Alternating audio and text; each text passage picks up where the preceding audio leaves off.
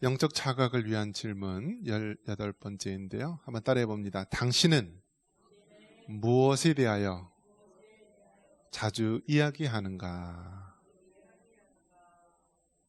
예, 오늘은 이 말하는 것, 이야기에 대해서 말씀을 나눠보려고 합니다. 자, 여러분이 만약에 결혼을 해서 살아간다면요, 얼굴 이쁜 사람 혹은 얼굴이 미남인 사람하고 같이 살고 싶습니까? 아니면 말을 이쁘게 하는 사람하고 살고 싶습니까? 예. 여러분 살아보니까 어때요? 얼굴 이쁜 거는요, 잠깐이에요. 잠깐. 그런데 말은 어떻죠? 말은 그 영향력이 어마어마하게 커요. 대부분 바람 피는 사람들 보면은 이 부인들이 못생길 거로 생각을 합니다. 근데 여러분, 바람 피는 사람들, 이 부인들 보면 다 이쁘고 미인이라고 합니다.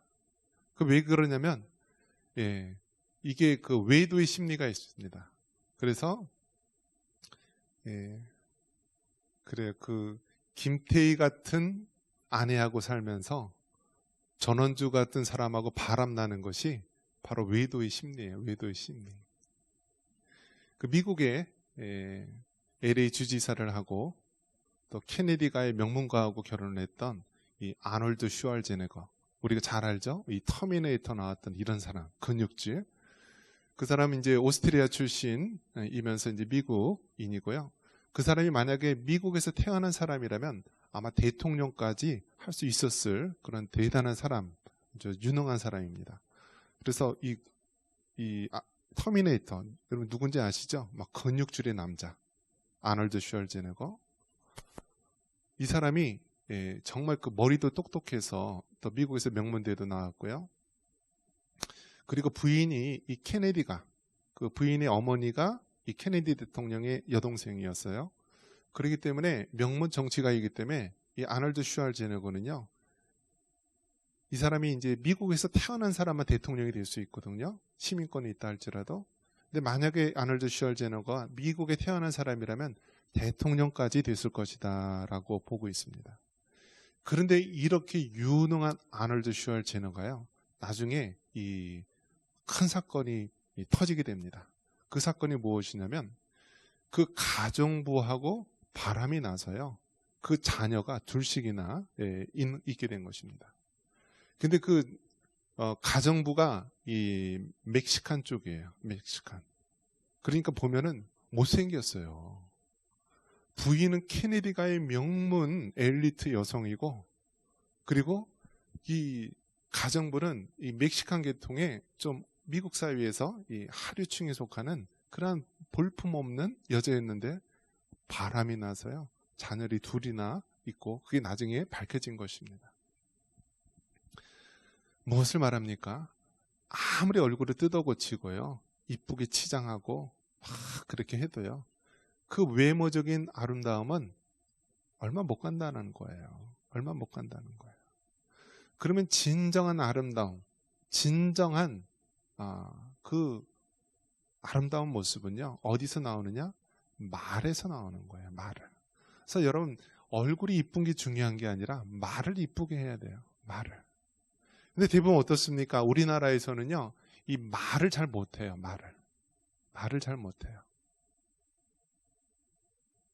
그래서 말 못하는 게 아예 그냥 오히려 침묵하면 괜찮은데요, 가끔 툭 던지는 말이 상대방 마음을 아프게 하고요, 상처를 주고 또 힘든 이야기를 합니다. 이게 말에 대한 훈련이 안 돼 있어서 그런 거예요. 말에 대한 훈련.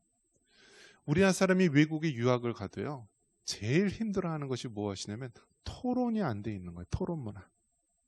그래서 외국에 가면은 대학원 수업만 해도 이 토론 문화예요. 이야기하고 말하는 거. 근데 한국 사람들은 말하는 이 훈련이 안 돼 있기 때문에 토론을 못 하는 거예요. 자기와 반대 의견이 있으면 어떻게 하죠? 의견이 다를 수가 있잖아요. 자기와 의견이 다를 수 있는데 다르다는 것과 틀리다는 것을 구별을 못 해요. 내 의견과 다른 것은 틀리다라고 봐가지고 그때서부터 공격하고 그때서부터 누르려고 합니다. 교회는 어떤가요? 교회는 어떠한 질서 위에 서야 되죠? 하나님의 말씀 위에 서야 되는 거예요. 진리의 말씀. 그래서 교회 모든 생각하는 것, 우리가 행동하고 계획하고 모든 행사를 추진하는 것, 그것은 성경적인 세계관, 성경적인 그 말씀을 중심으로 해야 되는데요. 교회에서 무슨 일이 땅 터졌다 그러면 어떻게 되죠? 내가 속한 데가 어디 있느냐는 거예요. 내가 속한 데가. 내가 속한 사람이 어디에 있느냐에 따라서 정말 무엇이 진리고 비진리고 무엇이 옳고 그른지 그거를 판별하려고 하지 않고 내가 속한 데가 어디 있느냐. 그래서 교회에서 싸우는 거 보면은요, 진리 비진리 옳고 그름이 중요한 것이 아니라 내가 속한 사람이 어디에 있느냐에 따라서 그렇게 당파적으로 나뉘어서 싸우게 됩니다. 마치 그 모습이 정치인들도 똑같아요. 우리나라 정치인이 어떻습니까? 정치인들은 무엇을 얘기하고 중요한 게 아니라 내가 속한 당이 어떤 의견이냐에 따라서 그렇게 주장을 하게 되는 것입니다. 말, 이야기하는 것. 그래서 우리 신체 기관 중에서요, 신체 기관 중에서 가장 이 작은 혀가요, 이것을 다스리지 못해서 우리가 큰 풍랑을 만나며 침몰할 수가 있는 거예요. 여러분, 배 알죠? 배가 이제 우리나라도 이제 항공모함을 만든다라고 합니다. 그 항공모함의 크기가 7만 톤. 뭐 상상이 안 가죠? 7만 톤, 그렇게 큰 배. 근데 여러분, 그 배 길이가 막 300m, 뭐 폭이 막 한 3, 40m, 높이가 한 3, 40m 이상 되는 거죠. 그렇게 어마어마하게 뭐 아파트 몇 채 붙여놓은 그 크기의 배가요, 이 조그마한 이 방향타에 의해서 배가 가게 됩니다. 마찬가지로요, 사람 몸에서요, 이 세치혀가 이 몸의 신체 기관에서 얼마 되지 않지만 이 혀로 인하여서 죽고 사는 것이 결정이 됩니다. 그 사람이 정말 믿음이 있고 없고가 결정이 되고요, 능력이 있고 없고가 중요한 게 됩니다. 부부 사이에 있어서도 정말 화목한 관계가 이루어지냐 안 이루어지느냐, 그게 이 혀에 의해서 달려있는 거예요. 우리 공동체에서 셀 모임이라든지 우리 교회 모임이라든지 사람들 모임에서 항상 문제가 되는 것이 무엇이죠? 세치혀예요. 세치혀. 말, 이야기하는 것. 그렇기 때문에 여러분, 말하는 것에 있어서 내 육신을 따라, 내 혈기를 따라 말하는 것이 아니라 바로 하나님의 말씀대로, 성령의 인도하심대로 여러분이 말할 수 있기를 축원합니다.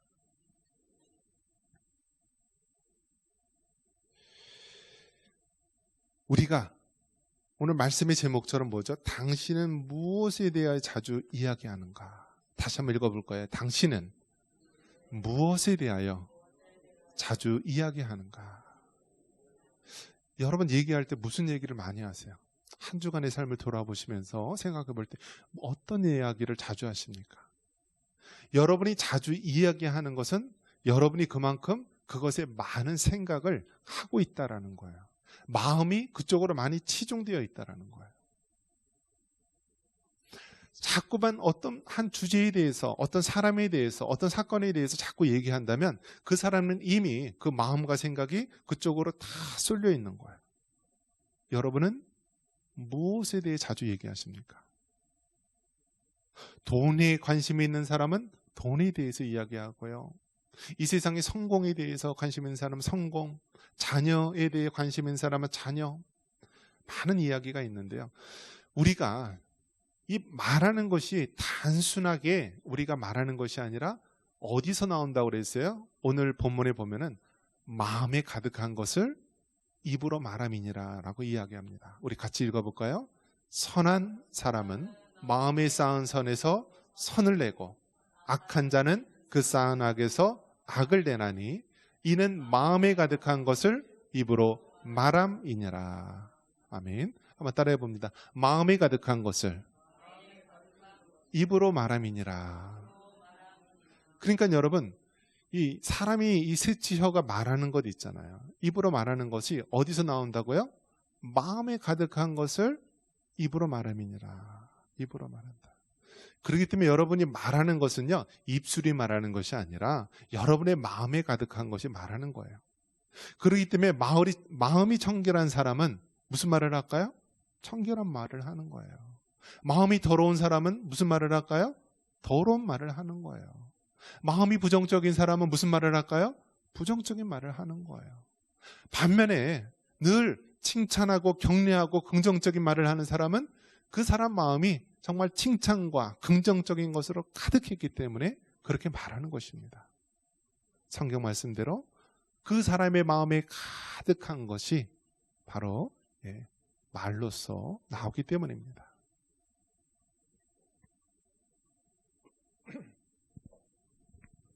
우리나라 사람은 이 말하는 훈련이 잘 되어 있지가 않습니다. 특히 가장 큰 문제가 무엇이냐면 칭찬하는 것에 대해서 인색을 합니다. 칭찬하는 것에 대해서. 이 훈련을 할 때 여러분 재판장 혹시 서보셨나요? 재판장 안 서보셨어요? 재판장에 딱 쓰면은요, 이 재판장이 딱 들어오면은요 모두 기립합니다. 그러면은 방청석에 있는 모든 사람과 이 검사 변호사들이 다 기립을 합니다. 그럼 재판장이 딱 와서 가운데 딱 앉습니다. 그러면 한쪽 편에는 검사가 측이 있고 한쪽 편에는 변호사 측이 있고 또 이제 그 가운데는 이제 죄수, 이제 그 재판을 받을 사람이 있습니다. 그래서 이 죄에 대해서 검사가 이 사람은 이러이러한 죄가 있습니다. 또 변호사는 이 사람은 어쩔 수 없이 이러한 죄를 했는데요, 양형을 해주십시오 하면서 이제 변론을 합니다. 그러면서 이제 양측의 다 주장을 듣고 이제 마지막 이 판사가 이제 판결을 내립니다. 그래서 우리나라는 이제 3심 제도죠. 1심, 또 이제 항소를 하면 2심, 그리고 이제 3심은 이제 대법원에서 하는데 거의 이제 2심까지만 하게 되죠, 우리나라. 근데 재판사가 이야기할 때 첫 마디가 좋은 얘기를 하면은 이 사람은 죄를 더 묻는, 죄가 더 크게 되는 거예요. 근데 첫 마디가 이 사람이 그동안 했던 거에 대해서 이제 부정적인 얘기를 하면은 그 결과는 좋은 결과로 이렇게 얘기를 합니다. 피고는 언제 어디서 그러한 악한 일을 하고 나쁜 짓을 하였지만 초범이고 또 가게가 어려워서 생계를 위해서 그렇게 장발장처럼 빵을 훔쳤습니다. 그래서 특별히 이번에는 죄를 감하여서 이번에 이제 뭐 벌금형으로 양형으로 합니다 하면서 딱 합니다. 또 반면에 피고는 지금까지 열심히 살아왔고 또 가장으로서 했지만은 이번에 이렇게 범죄한 것을 보면은 사전에 계획이 있었고 악한 의도가 있었고 죄질이 나빠서 죄를 충합니다. 그러면서 이 말에 있어서도 이처럼 그 판사가 판결을 내리는 판단에 있어서나 다 모든 것에 있어서 중요하고요, 법칙이 있고 또 거기에 따른 큰 결과가 따르게 됩니다. 우리가 정말 이야기할 때요, 판사가 판결하는 그 말 자체도 얼마나 권위 있고 힘이 있습니까?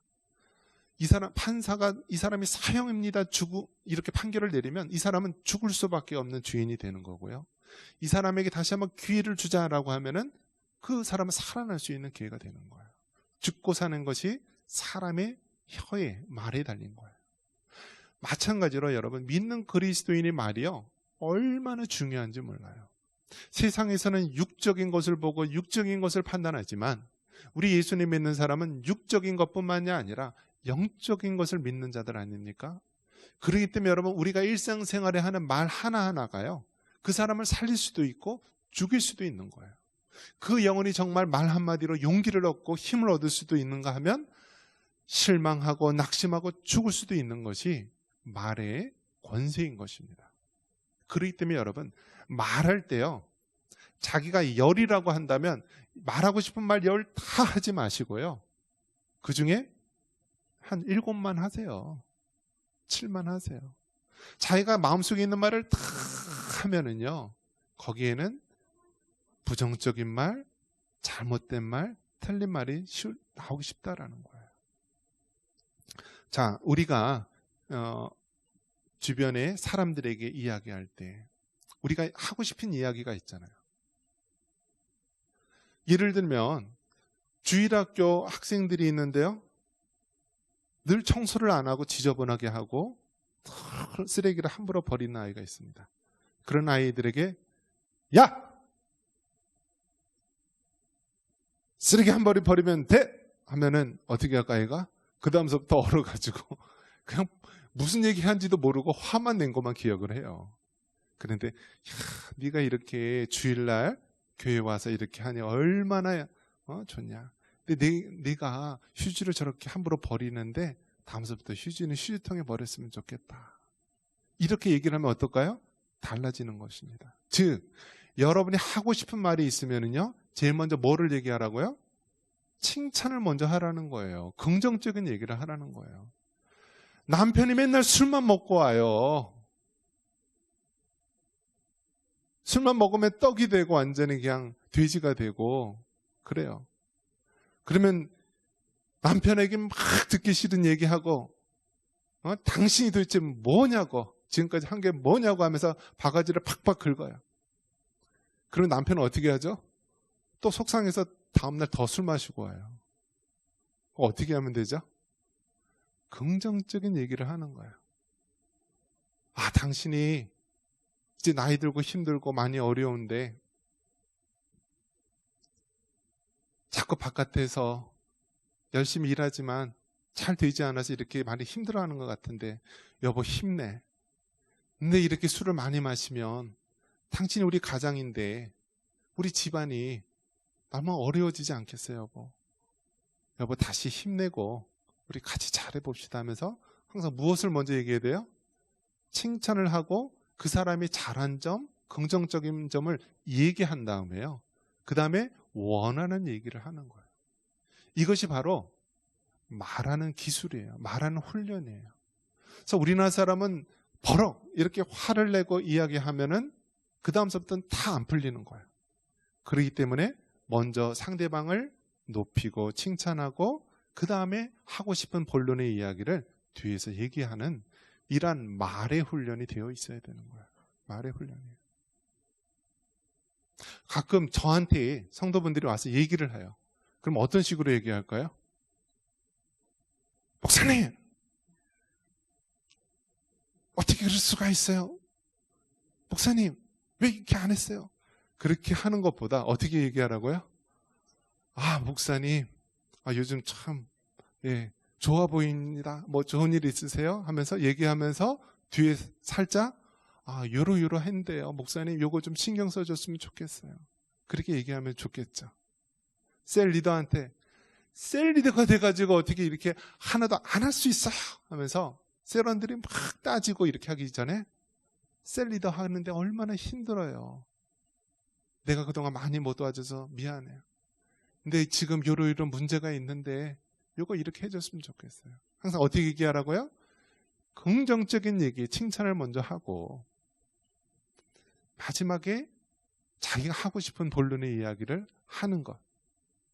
이것이 바로 지혜로운 자의 모습.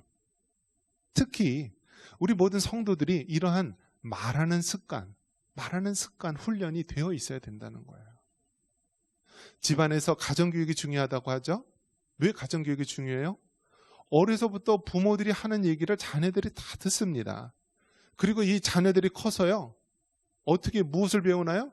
그 부모의 말하는 그 습관들을 그대로 배워서 이야기해요. 부모가 항상 긍정적으로 얘기하고 믿음으로 얘기하고 사랑의 말을 했던 사람은 자녀들도 똑같이 그대로 이야기를 하는 거예요. 배우는 거예요. 근데 부부가 맨날 부부싸움하고 죽일, 살릴, 이런 얘기가 막 오고 가면서 했던 그런 가정 환경에 자라면 어떻게 되죠? 자녀들도 똑같이 그 폭력적인 걸 배우는 거예요. 마음에 가득한 것을 입으로 말하게 됩니다. 그런데 그 입으로 말하는 것이 사람을 죽일 수도 있고 살릴 수도 있고 그 사람에게 정말 중요한 영향력을 끼치게 되는 것입니다. 그렇기 때문에 여러분, 말할 때 함부로 얘기하지 마시고 늘 격려하고 위로하고 힘을 줄 수 있는 이야기를 하기 바랍니다. 그리고 말할 때 훈련이 중요한데요. 말할 때 유화법이 아니라 아이화법으로 해야 돼요. 즉 당신은 이라는 화법보다는 나는 이라는 화법으로 해야 되는 거예요. 당신 왜 늦었어? 당신 어제 왜 술 먹었어? 당신 이렇게 하면 되겠어 하고 유화법으로 쓰는 것이 아니라 아이화법. 나는 당신이 조금 일찍 들어왔으면 좋겠어. 나는 당신이 술을 안 먹고 왔는 모습이 제일 멋있어. 그럼 항상 유화법이 아니라 아이화법. 당신 화법이 아니라 내가라는 그런 화법으로 이야기를 해줘야 되는 것입니다.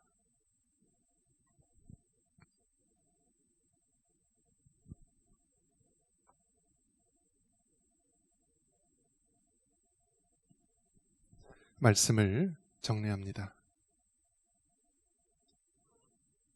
당신은 무엇에 대해서 자주 이야기합니까? 그 말하는 것, 이야기하는 것, 그것은 우리 마음에 가득한 것을 입으로 말한다라고 얘기합니다. 여러분 말할 때 함부로 하고 싶은 이야기 하지 마시고요. 먼저 상대방에게 긍정적인 칭찬의 말을 하시고 여러분이 하고 싶은 말을 지혜롭게 하시기 바랍니다. 당신은 이라는 화법으로 얘기하지 말고 나는, 내가 라는 화법으로 이야기할 수 있기를 바랍니다. 여러분의 말 한마디로요, 여러분의 자녀가 살아나고 여러분의 배우자가 살아나고 여러분의 주일학교 학생이 살아나고 우리 이 땅에 있는 많은 영혼들이 살아나게 됩니다. 이러한 은혜가 있기를 주님의 이름으로 축원합니다.